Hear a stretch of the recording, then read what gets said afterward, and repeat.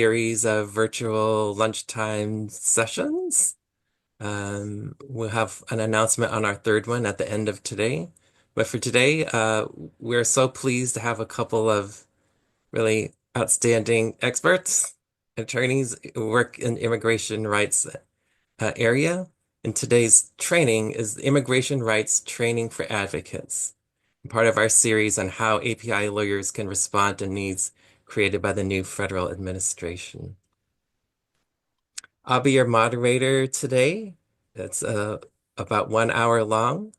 Our first speaker is Jackie Gonzalez. She's a Special Assistant Attorney AG, Special Assistant Attorney General at Cal-DOJ on immigration.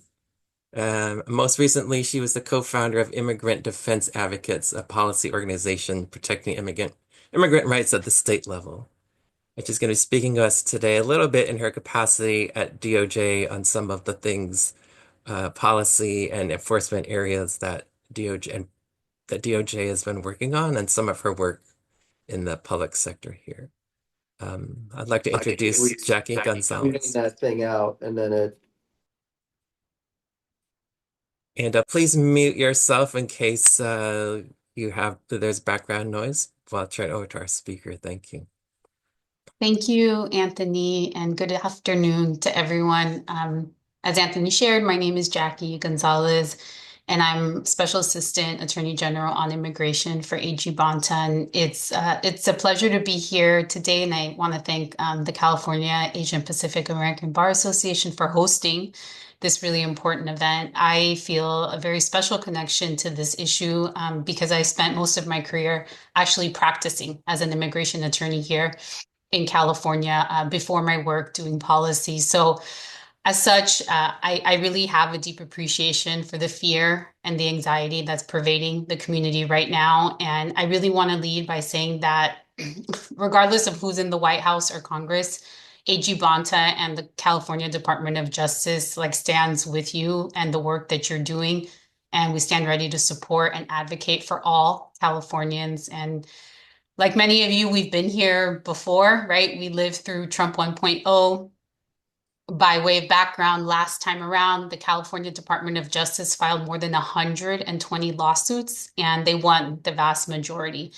We, in the area of immigration, successfully fought Trump's border wall, helped preserve DACA, and saved critical state funding. And between Trump 1.0, Project 2025, the comments Trump made during his campaign, the Department of Justice really went into the second administration with a good sense of what to expect. And I would say that the teams have prepared accordingly. It's actually why and how DOJ has been able to act so swiftly to protect rights, safety, and hopefully our collective future. So I wanted to just give some top lines of a few of the lawsuits that have been filed since January 20th that touch on immigration issues. The first, the Department of Justice sued the Trump administration for trying to end birthright citizenship. I think an issue that really relates back, and I particularly had a lot of leadership, right, from the Asian community with the seminal case. But the DOJ sued them, and the judge quickly granted a preliminary injunction and blocked the executive order while the case proceeds. So that was, a huge victory for not just immigrants in California, but nationwide. Second, the Department of Justice sued the Trump administration for trying to freeze $3 trillion in critical federal funding. And again, a judge blocked that freeze and granted our motion to enforce when Trump didn't fully comply with the court order. Some of the other work we've been doing hasn't been lawsuits, so when we don't have standing, but an issue is of importance and significance, obviously, to our communities here in California. We have been active in filing amicus briefs, so I wanted to highlight just two that I thought would be of relevance to this audience. Last month, we filed an amicus brief in support of a challenge to the refugee ban and refugee funding suspension by the Trump administration. And just 2 weeks ago, the AG co-led a group of 18 attorneys general in filing an amicus brief in support of a challenge to what was the unprecedented early termination of TPS for Venezuelans. So that's just some of the work that has been taking place, at least in this area, since the administration began, the second Trump administration. So we have to see, what challenges come and how we will be responding within the bounds of the law, the authority of the office, but really just want to communicate that you can be sure we will be ready to respond, whether it be through new legislation, litigation in court, or through responses to executive orders and dangerous regulations. We will continue to protect every Californian. I wanted to briefly touch on SB 54, which is one of kind of the hot button issues in the news, especially during the second administration, and give a little bit of background on that law and where we are today. So critically, many of you may know during Trump 1.0, California passed SB 54, which is known as the California Values Act, and it's commonly referred to as our state sanctuary law. And it was signed into law in October of 2017 and went into effect January 1st of 2018. And I won't get into the complexities of it, but I want to share just sort of high level two primary goals of SB 54. And one is to ensure that state and local resources go toward protecting public safety in California communities and not toward immigration enforcement. And two, that public spaces like schools, hospitals, courthouses, among others, remain safe spaces for everyone. So first, to the point of protecting public safety, SB 54 has several restrictions it places on police and sheriffs in our state. Specifically, it does not allow them to ask about immigration status. It does not allow them to arrest someone only for having a deportation order or for most other immigration violations. And really importantly, it does not allow them to share personal information like home address with immigration enforcement unless that information would otherwise be publicly available.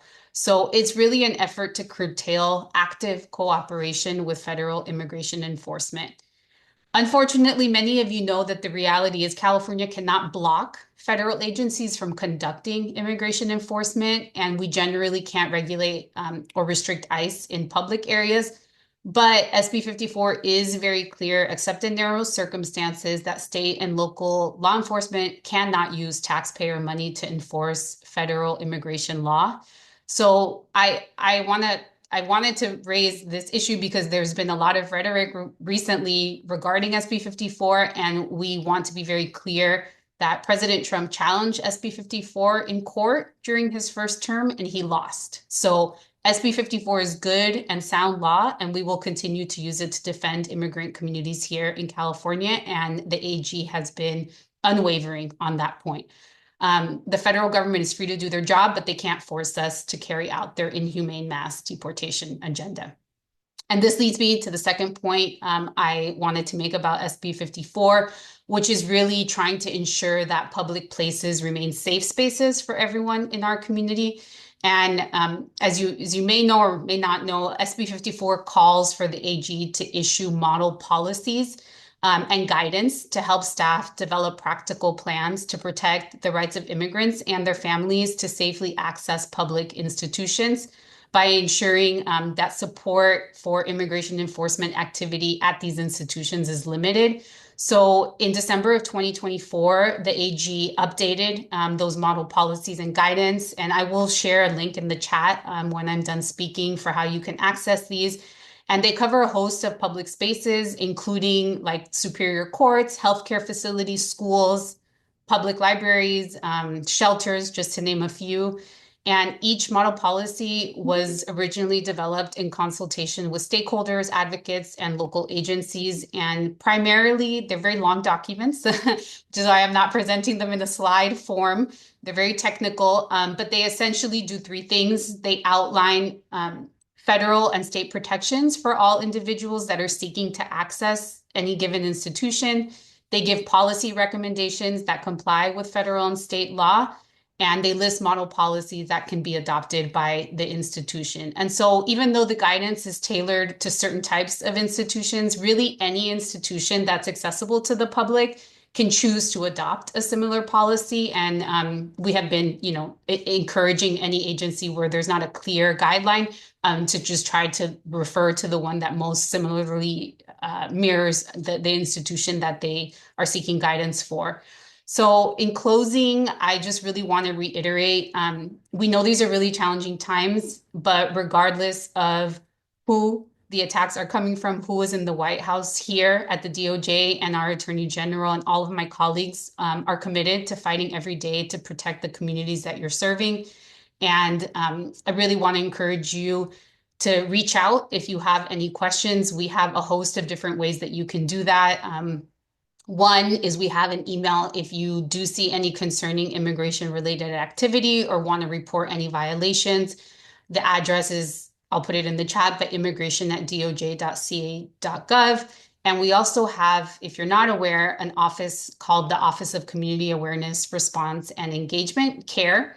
And we also have an email for them. And oftentimes, a lot of the requests for, meetings, assistance, or just flagging areas of concern or requests to issue policies or guidance will come through that office. So I will make sure to also put that resource in the chat.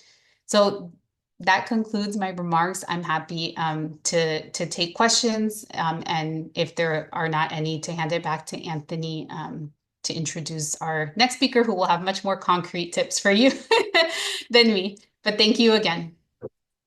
Thank you, Jackie. Do we have any questions for Jackie about SB 54, the lay of the land here and efforts that DOJ is doing to protect immigrant rights? It's not just DOJ, but the whole community of organizations that are also been so key to this effort.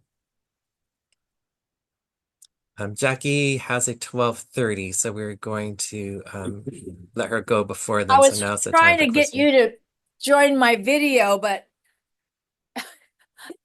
I got here before you.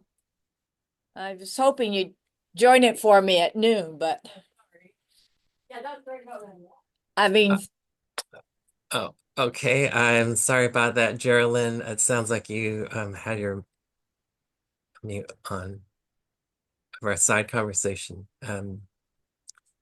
If there are no questions, then I will thank Jackie for contributing to us. And you can always contact, I also work at DOJ, of course. Please contact me or Jackie if you need more resources about any of these efforts in the litigation area and ways that your bar association can help. You know, in our last session, we talked about one ways that sister bar associations can help is to contribute to an amicus brief and do research in that area and having groups weigh in on these issues, if you can, if you have the resources, are always really invaluable. And there's certainly opportunities to do that for the folks who can. Okay, if there are no questions, thank you so much, Jackie, for joining us. Really appreciate it. We're going to move now to our next speaker right on time. This is Joseph Navales, who I see on my screen. Yes, they're here. Yeah. Hi, everybody. Good afternoon. My name is Joseph Navales. I am an associate director with the immigration team with the nonprofit Asian Americans Advancing Justice Southern California. I'm going to throw up some slides here. So if you can just give me 1 second while I navigate that.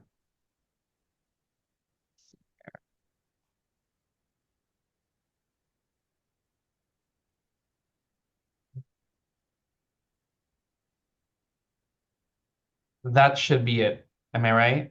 Yeah, that's looking good. Thank you. Okay, wonderful. Thank you again for having me today. I'll be discussing how to navigate and protect immigrant communities, specifically more so in the Asian American lens, regarding the new administration's policies, executive orders, and all that basically, right? What we've been seeing in the news, immigration has been such a hot topic, and I really am thankful for this space and being able to present to y'all. So, being mindful of time, I'll just go ahead and get started. Let's see here. So what our goal is today is to get basically an understanding of how and why removal or deportation works and what's happening right now. Also sharing knowing your rights information, like what are they, how to use them, practicing know your rights for either your clients or your community members, and then ultimately sharing resources for immigrants as well. So, we've seen a nonstop barrage of comments and media campaign to instill fear into our immigrant communities.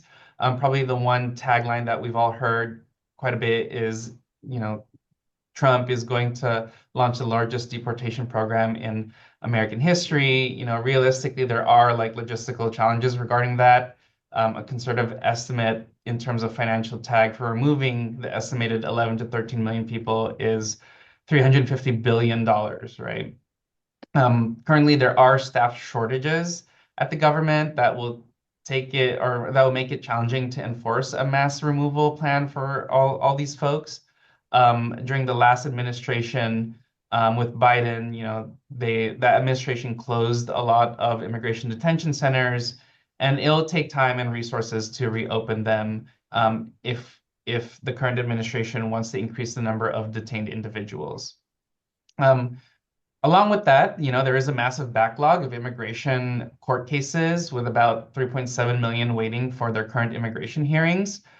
So for any person targeted for enforcement, getting their day in court is always advantageous. Several states like California, Maryland, Washington, and Massachusetts, as well as organizations such as the ACLU, tend to and will likely challenge the new executive orders and enforcement actions in court. This will serve to delay, and if not necessarily stop, the current administration's massive removal plan.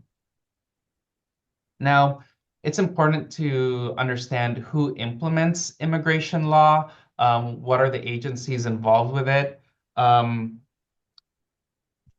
In most part, it's two departments, right? The Department of Homeland Security and the Department of Justice.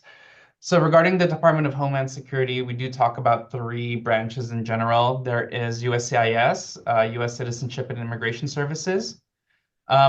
What USCIS tends to oversee is basically all the affirmative applications for immigration. And with that, we're talking about like green card renewals, right? Oh, sorry, yeah, green card renewals, application for green cards, applications for citizenship to become U.S. citizens, and other immigration benefits like DACA, for example. We have ICE, or Immigration and Customs Enforcement, who is responsible for enforcing immigration and customs law, including investigations and detention and removal. And then lastly, we have CBP, which is Customs and Border Protection, which enforces immigration and customs law, including investigations and detention at our borders, right, as well as airports. Another agency to think about is the Department of Justice. The Department of Justice oversees EOIR, which is the Executive Office of Immigration Review. This is the department who is in charge of immigration courts, who adjudicates immigration cases, appellate reviews, administrative hearings, and appoints immigration judges. And the BIA, which is the Board of Immigration Appeals, which adjudicates immigration cases through immigration court, appellate review, etc.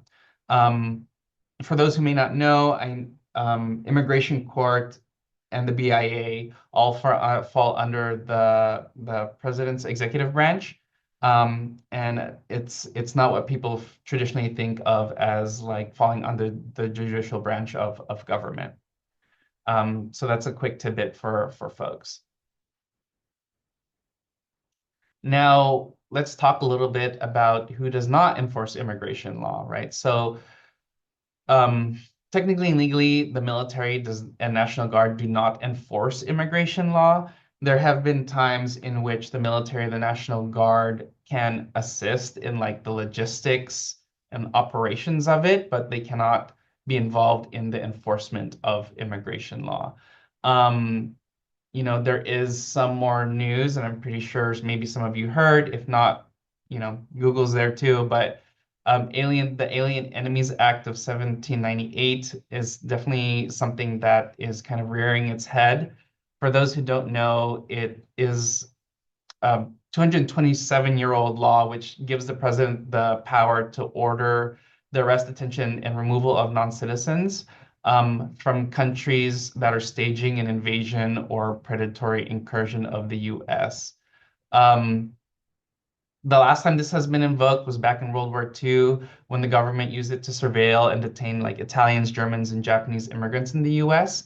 However, we are seeing that the administration is posturing and in using languages and rhetoric such as like invasion in order to what it seems like enact the Alien and Enemies Act of 1798 to enforce immigration law. I mean, we can look it up.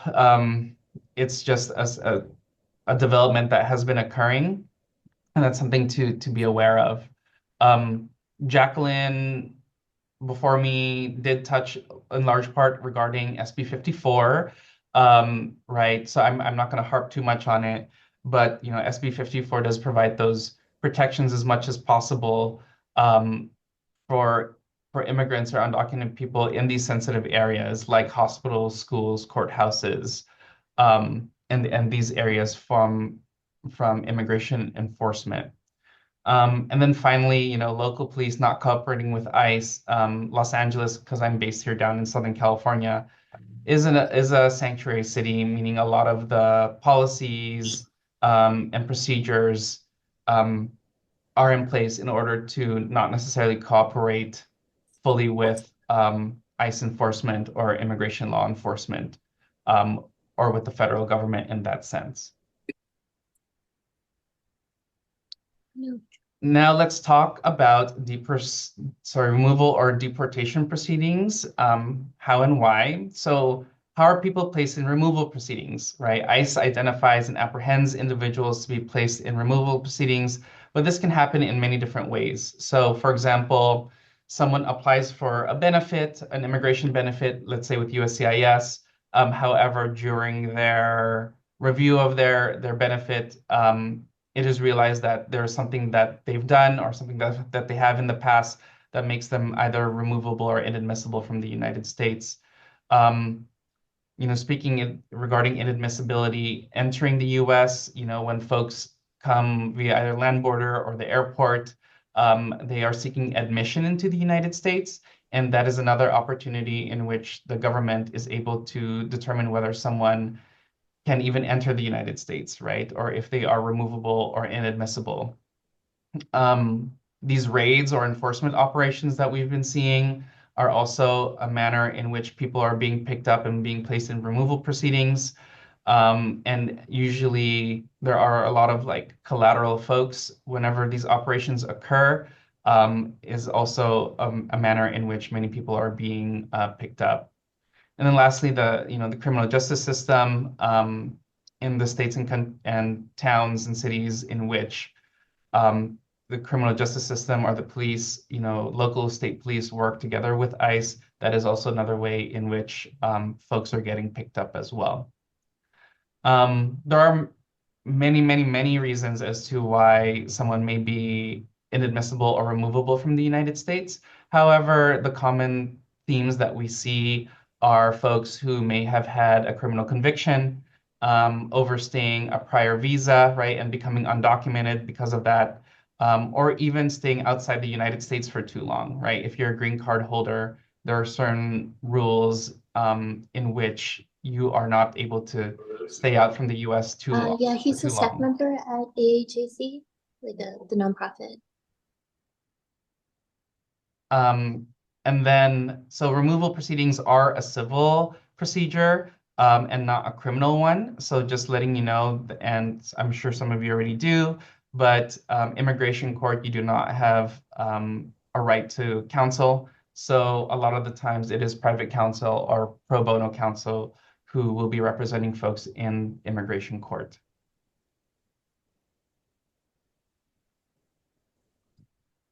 Now, let's talk about the federal enforcement priorities based on the different administrations, there have been different priorities regarding who is up for removal from the United States, right? So Trump says he's going to deport all 11 million undocumented immigrants, but practically speaking, it takes time to remove that many people. And the administration will need to prioritize certain groups for enforcement. So what we learned from like Trump 1.0 is that undocumented immigrants with criminal activity were early targets by ICE. Folks linked to terrorism claims probably rise to the top of the list. But for the most part, anyone with a record of criminal activity tend to be up there regarding the enforcement priorities. So folks with a criminal history or convictions would be viewed as easier to identify and marginalize as targets. Trump will probably visit his 2017 executive order that led to the targeting of those with criminal activity or convictions in a similar vein as the conservative legislative action that was the Lake and Riley Act. To kind of give you more of a Asian American API lens to everything that's been happening, something that we have been seeing a lot of is the redetention of many Vietnamese, Cambodian, Laotian community members.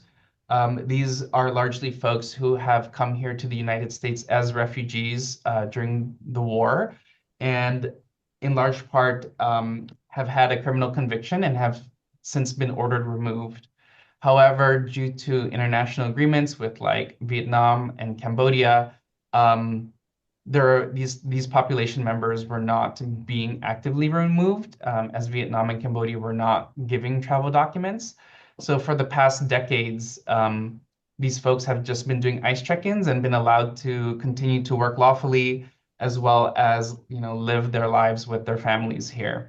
However, we've seen a huge buck in that trend in the sense that now these folks who have been checking in with ICE for the past 20 plus years are now being re-detained at their ICE check-ins all of a sudden. It is especially difficult and heartbreaking for these folks as they've continued to live their lives with their families and now are essentially in a state of limbo to see whether Vietnam or Cambodia or Laos will issue them travel documents in order to be effectively removed from the US. So, we wanted to give you that kind of tidbit from the API lens of what we've been seeing. Additionally, anyone with an outstanding order of removal would be a high priority, like the population that I just mentioned. So those folks are who were in immigration court in the past and were ordered removed, but like never left, or you have had an immigration court hearing and never showed up to it, which is an in absentia order. Those are folks that we're seeing that are being targeted. Another risk factor is if you're a recent migrant coming to the southern border, with all the rhetoric regarding the unstoppable wave of like criminal migrants coming through the border. That is a large population we've been seeing, which includes like the South Asian or Chinese communities is what we've been seeing coming through the southern border as well. People on ISAP, which is the ICE surveillance program, doing their ICE check-ins, we're seeing those as easy targets as well for enforcement. So how will enforcement look like? Enforcement can look like in different ways. A very heavily relied upon concept is something called expedited removal. Urgently expedited removal basically said if you are a recent entry within the last 2 weeks without an asylum claim and you're caught within 100 miles proximity of a border, the US doesn't need to put you in front of an immigration judge. Instead, you can be removed in an expedited fashion. The definition has now been expanded to take away that geographical limit of 100 miles from the border. And instead of the recent 2 weeks, it's expanded to 2 years, essentially. This is very important for our API immigrants who are monolingual, especially if the people in ICE can't communicate with them or don't speak or recognize their language. If you're caught in an ICE raid and you don't have official documents on you that show you've been here lawfully, nor do you have any written proof that you've been here in the country for the past 2 years, you could be vulnerable to expedited removal in this way. It's important to know that the law has not changed on search and seizures, and immigrants are not required to open their door or let a government agent in without a valid warrant. Government agents still need a valid warrant executed by a magistrate or a judge to come into your home without their permission. For individuals with criminal records or those with an outstanding removal order, ICE will use more individualized targeted enforcement in the form of knock and announce, trying to get folks to open the door, right, and get that consent to enter, so there is no longer that warrant that's needed, and find anybody within the premises that cannot prove immigration status. In non-sanctuary jurisdictions, there can be local police departments that have immigrants in their system and refer them to federal immigration agents of enforcement. And then lastly, a checkpoint for immigration is actually lawful within 100 miles of a border. And that is something that we have seen during the first Trump administration. So if you're driving or otherwise within 100 miles of a border, it's possible that immigration officials might stop and check for you in your immigration status at that point as well.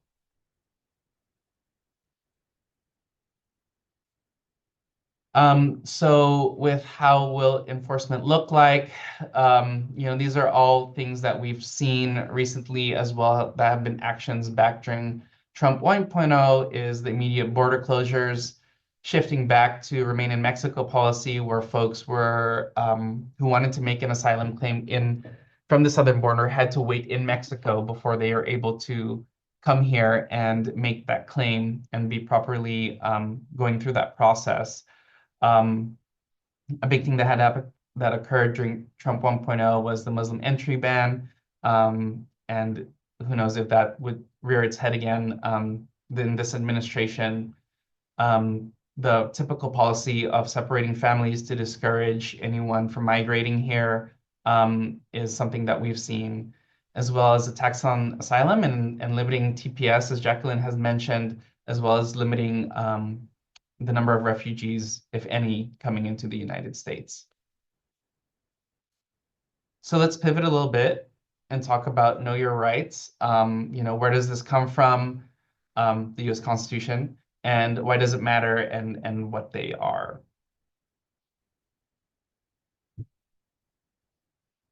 So with know your rights, what are they? Like I mentioned to you, they stem a lot from the Constitution. Migrants, even undocumented people, folks here, they all have the right to remain silent, the right to not open your door without a judicial warrant signed by a US judge, the right to not sign anything without your attorney or consulting your attorney, the right to an attorney, although the government will not provide you one for free in immigration proceedings, like I had mentioned.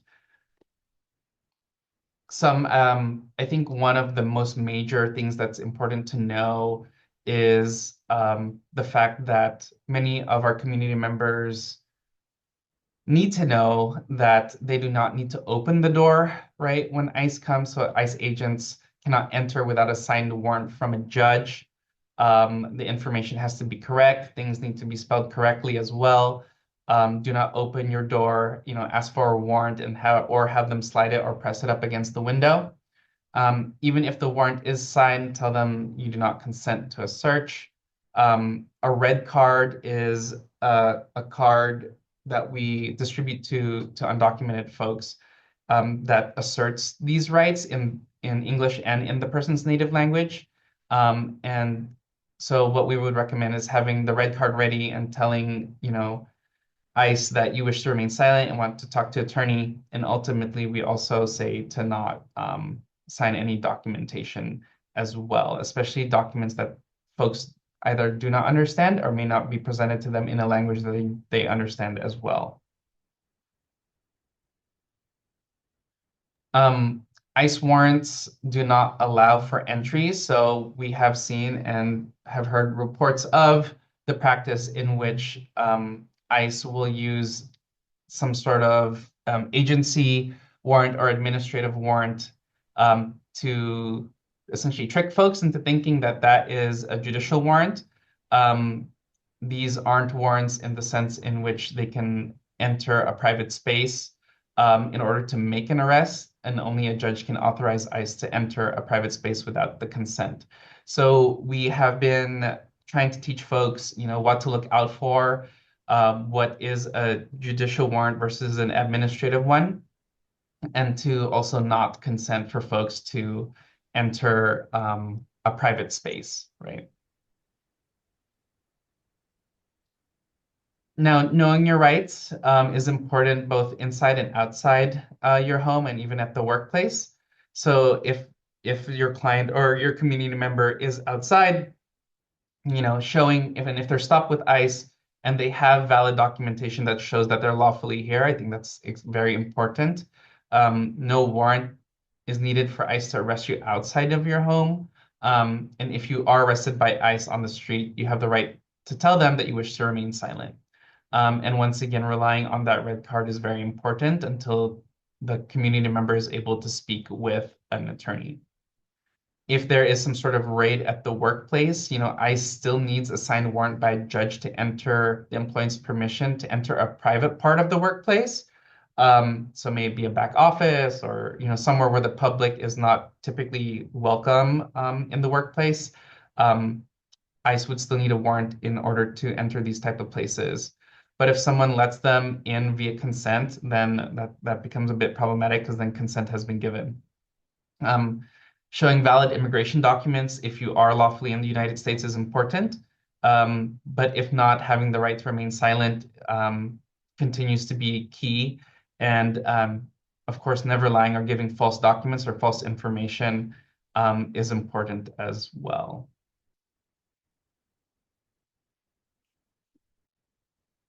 Some things to know, for example, steps before ICE contact, carrying valid documents showing your lawful status is important. So like your green card, or even proof of US citizenship, to be honest with you. Informing our clients or community members not to carry false documents. That folks may have been able to get like a social security number that may not have been theirs, or unfortunately, like a green card that's not theirs. Not carrying these documents is very important. You don't want to be caught carrying false documents. Also, not carrying any documents that show your country of origin is important. Just to be clear, it is the Department of Homeland Security's burden to prove alienage for when removal proceedings are there.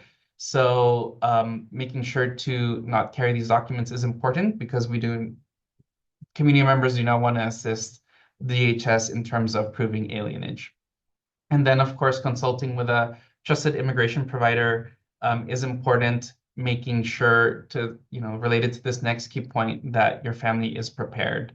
What this means is basically having your things in order, right? Like, for example, making sure that your family has the necessary documents, like all important documents and that's given to a trusted person, putting things in certain people's names in order so that they have the power and the decision-making rights to do things on your behalf is important. And when I say you, I mean like the community member or the undocumented person.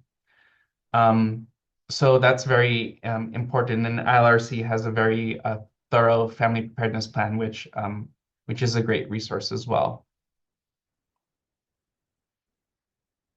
Some general tips for folks is, if eligible, renew the green cards. It's always important to show that you have that valid documentation. Applying for naturalization, if eligible, is important as well. It is, once you're naturalized, you cannot be removed from the United States because you are a US citizen. Or any other affirmative relief is important to apply for as well if you are eligible. Getting valid identification, but do not carry, like I said, a foreign passport on you or something that proves alienage. And gathering and making copies of all immigration documents and collecting that in a folder, keeping in a safe space, or with a trusted family member is important. So if the community member does get picked up by ICE, having these documents is so imperative. I think all of us as practitioners know that knowing all the facts, having all the documents before we're able to advise and see what kind of relief is key and is often the stumbling block. So having that prepared is so important. Touching a little bit back on the expedited removal that I mentioned, gathering proof that you have resided in the US for 2 years, and keeping it in a folder is important so that way the community member can fight any type of expedited claim. And then designating at least one person you trust that you can contact in the event you are arrested by ICE, ensuring they know who your attorney is and where your folder is. Carrying the phone numbers with you at all times is important as well. And like what I touched upon earlier, creating that step-by-step family preparedness plan for the worst, unfortunately, is important. And having your attorney's information and the red card information is important. And let me give you a little peek into what the red card typically looks like. So this is how the red card looks like. One side is the person's native language. The other side is English. These are cards that folks can carry on them, and if ever apprehended by ICE, can give this to the ICE officer so that they know that the person is trying to assert their constitutionally protected rights. You can print them or you can find them, I believe, on the ILRC website. We do link it on our website as well. So if you want to go to our immigration page, we have a link that brings you to ILRC so that you can either order them or I believe print them out as well if you'd like.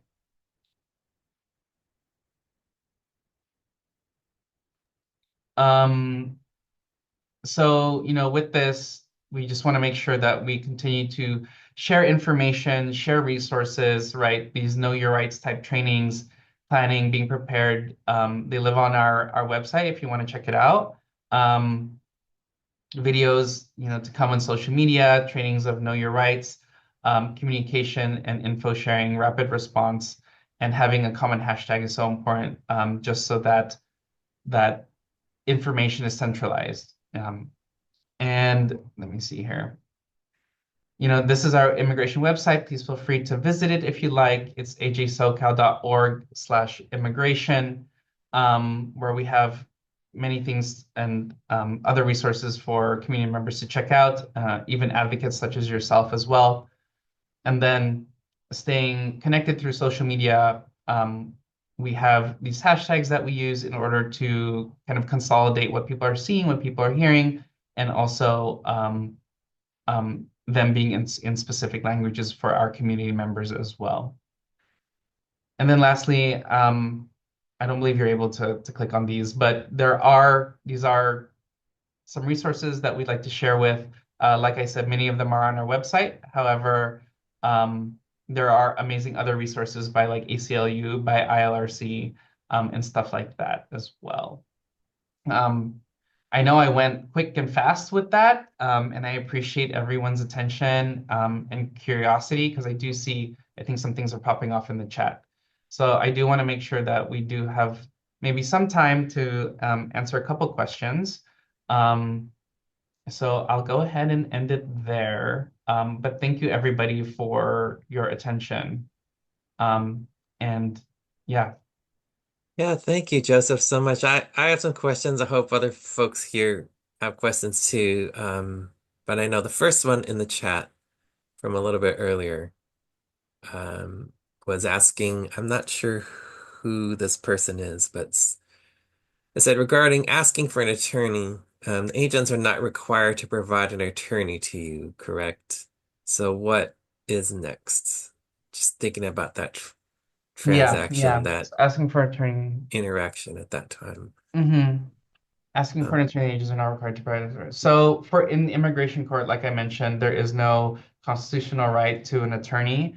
I think it is important, and we've seen a lot of community members do this already for folks, especially who have ICE check-ins coming up. They have been either contacting us or other nonprofits or even other private immigration attorneys to explore their, remedies, if there are any. And to have that attorney's information just so that the community member is prepared for when they do get, say, let's say, detained or placed in removal proceedings. If they are detained, then they are able to reach out. They should have the opportunity to reach out to their attorney and to be represented by them. And this is why the family preparedness plan is so important, right? Because if the person is detained, then that family member knows that this person has an attorney and can reach out to them and let them know, like, hey, your client has been detained. And then the attorney can take it away, from there. So um, finding an attorney before anything happens is critical. However, if someone does get detained without having an attorney, um, having these resources for the family members is what we've been seeing too. Like a lot of spouses have now been looking towards us or other people to reach out and then provide that consultation and hopefully representation as well. So I hope that was able to answer the question.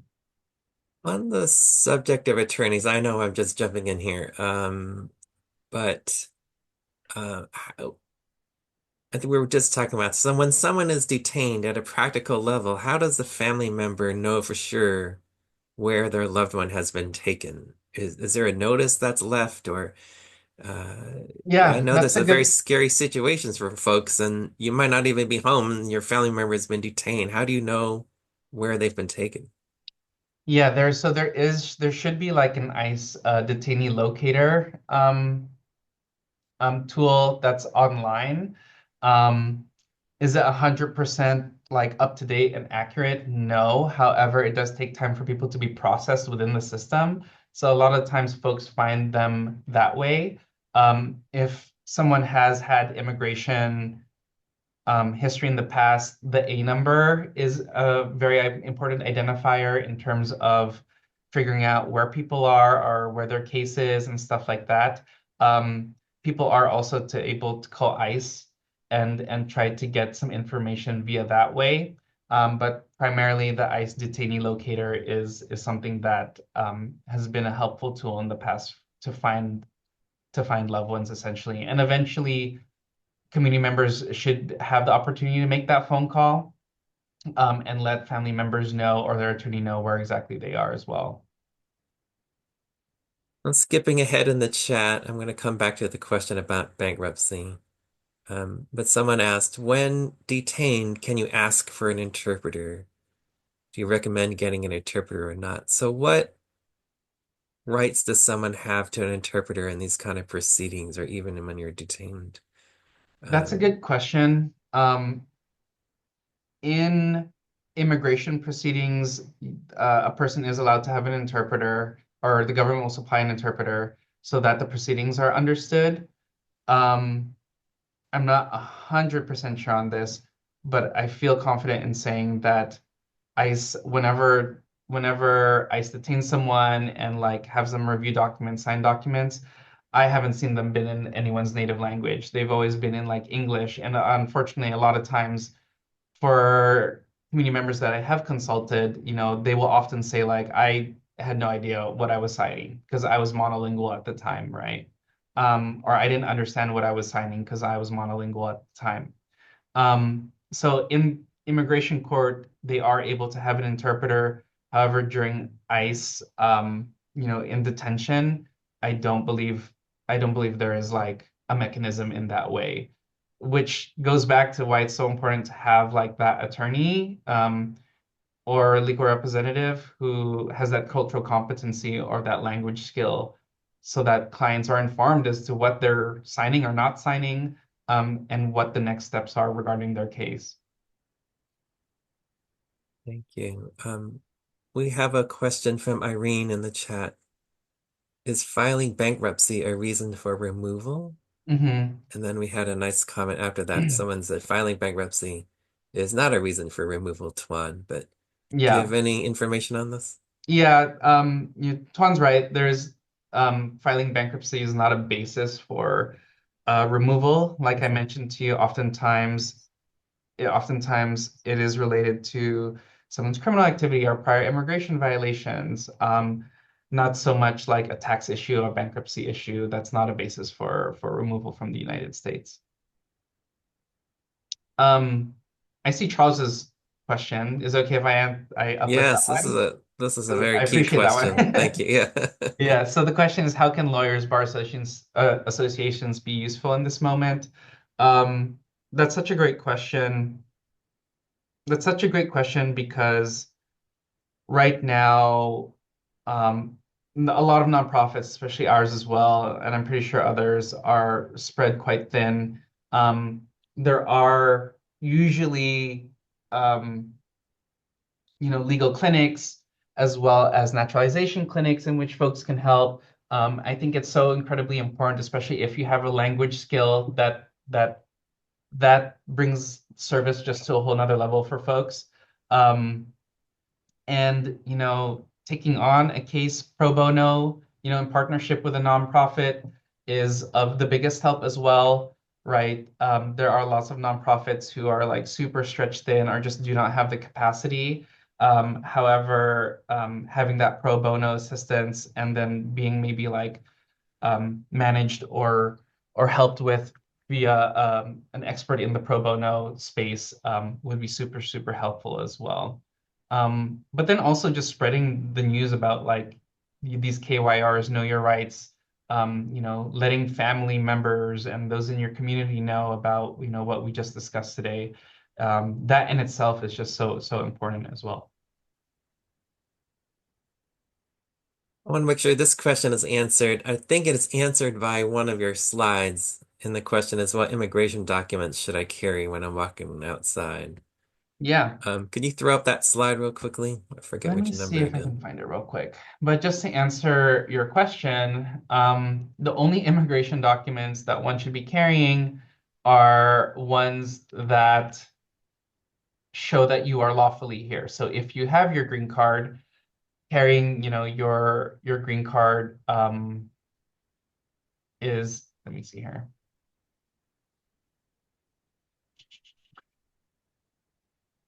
Oops. One second.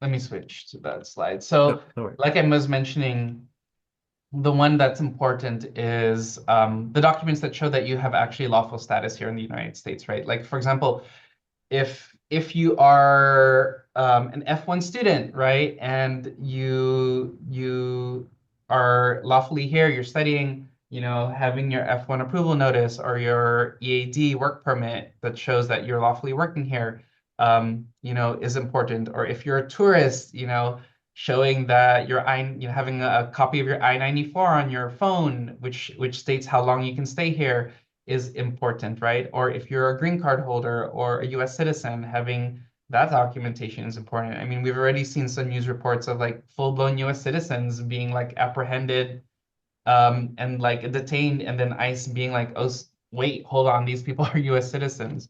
Um, like those are the those are the immigration documents I would say one should have, and it's only if you are lawfully here. If you're unlawfully here in the United States in terms of you being undocumented, making sure that we don't want to prove alienage for DHS, right? And keeping DHS to their burden is important. And in the same vein, just not carrying any type of like fake documents on yourself is so important as well. Immigration law to me it's so scary. There's so much dense information, and we're trying to get them to community members because it's the best prophylactic. It's the best preventive measure for being detained and ending up in detention and signing things you weren't supposed to sign. And you know, ha I struggle with it. I mean, I'm a lawyer. Like this stuff is confusing to me too. Do you feel like through social media or translating documents, there are ways that groups can what is the best way of communicating dense information to the community and just breaking it down in a way that the real basic stuff that as a non-lawyer you would need to know to help protect yourself? I mean, is it through trainings? Is it through social media? Like in your experience, what is the best way of like efficiently getting these kind of know your rights nuggets out there? Yeah, yeah. It's tough. There's a lot going on in immigration, and it's all coming hard and fast. Every day there's something new. So, even for myself being in this space as a practitioner, it's challenging to keep up with everything, right? Yeah, and that's a great question that you're uplifting. I think to be able to share, these know your rights trainings, I think is so important, right? And even more than once, because the information changes like daily, weekly, monthly regarding what's happening with this administration, I think is important.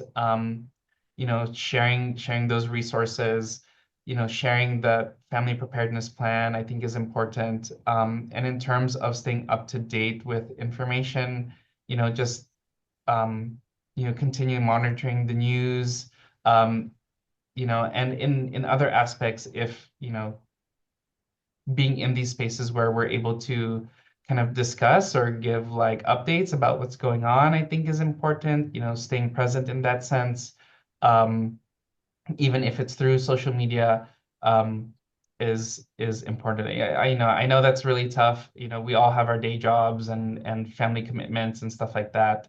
But we're all part of the same community here. And being able to share even just like the little nuggets of gold that you get from today or from other trainings for your folks, I think will go such a long way, right? Like we all don't need to be immigration experts, but just being able to, you know, assist, share knowledge, as well as provide or direct people to the right resources, I think is always the fallback that's the most important.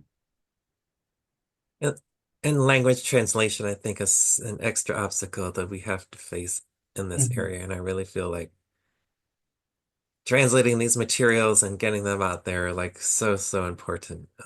Absolutely, absolutely, yeah. If Yeah. Jackie were here at DOJ, we often will, for no reason, just post consumer advisories or immigration advisories to get information out there because we're considered a legitimate source of information and have other groups amplify that. They can link to our website and we'll have it translated and that kind of thing. Because we have resources, we can do that, but I know a lot of groups can't. And Yeah, yeah, I think, yeah. I mean, if you have that language skill and you like to offer it up, in terms of translations, interpretation, that goes such a long way as well. yeah, I think bar associations and just even non-bar association groups can serve a useful purpose by pushing out information tailored for the appropriate audience, the community that they serve, even if it's lay, especially if it's kind of a lay person's take on things. And you don't need a reason to, just do it every couple of weeks and get it out there, and hopefully it'll percolate and amplify each other. Yeah. I can't believe we're at 12:58 already. Thank you so much, Joseph. I want to make sure that we follow up on any other questions that were in the chat and get these resources out to people Yeah, after I this just dropped training. my email in the chat, so any questions I couldn't get to, please feel free to email me, and I'd be happy to have that follow-up conversation. Thank you so much. I want to pass it to Charles now for a few words about our next training that's coming up. Hi, And this is Charles Jung. Deep appreciation to Joseph and Anthony. That was incredibly useful, very useful, and thank you for that and for serving our community. To everyone here today, please stay tuned. You'll be receiving an announcement shortly about the third session in our series. Our third session will focus on fighting South Asian hate. Those of you who are still on Twitter or X, you may have seen the explosion of nakedly racist anti-Indian hate that took place around, this current president's inauguration. That was in the context of the H-1B debate. So please look out for that announcement. There we'll continue the discussion. We'll talk about how attorneys, bar associations, individuals can best respond in this moment. And in the meantime, thank you for your attention and please continue spreading the word. yeah, thank you, everyone. I think we're going to join adjourn today. And thank you so much, Joseph, for all your time and expertise on this. I really, really appreciate it. All right, take care, everyone. Have a nice weekend. Talk to you soon.